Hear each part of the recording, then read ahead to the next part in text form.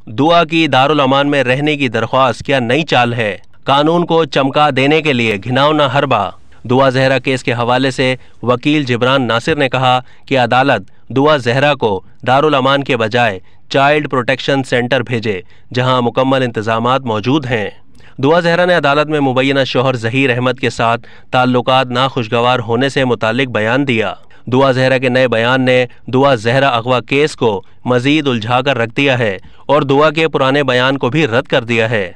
दूसरी जानिब दुआ जहरा के वालिद मेहदी काज़मी और उनके वकील एडवोकेट मोहम्मद जिब्रान नासिर ताहाल दुआ जहरा को घर वापस लाने के लिए कानूनी निज़ाम से लड़ रहे हैं। दारुल अमान मुंतकिल किए जाने पर जिब्रान नासिर ने कहा कि हमारा ख्याल है कि लड़की को दारुल अमान के लिए दरख्वास्त फाइल करने के लिए इस्तेमाल किया गया है, क्योंकि दारुल अमान में मुल्जिम और उसके साथी आसानी से दुआ जहरा तक रसाई हासिल कर सकते हैं।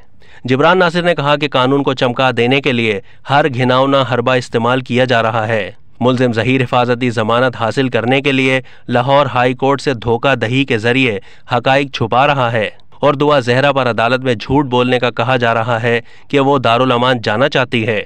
मुद्दई के वकील जिब्रान नासिर ने कहा कि अपनी जान बचाने के लिए ज़हीर और उसके साथी किसी भी हद तक जाएंगे। बराह करम दुआ जहरा के नाम से जमा कराई गई दरख्वास्त पर गौर करें। उन्होंने कहा कि दुआ का कहना है कि शोहर ज़हीर के साथ मेरे ताल्लुकात अच्छे नहीं हैं। मैं शोहर से अलहदगी इख्तियार कर चुकी हूँ और वालिदैन की जानिब से जान का ख़तरा है, इसलिए मुझे दारुल अमान जाना पड़ा। अब तक के लिए इतना ही। मज़ीद मालूमात के लिए डेली जंग के यूट्यूब चैनल को सब्सक्राइब कीजिए।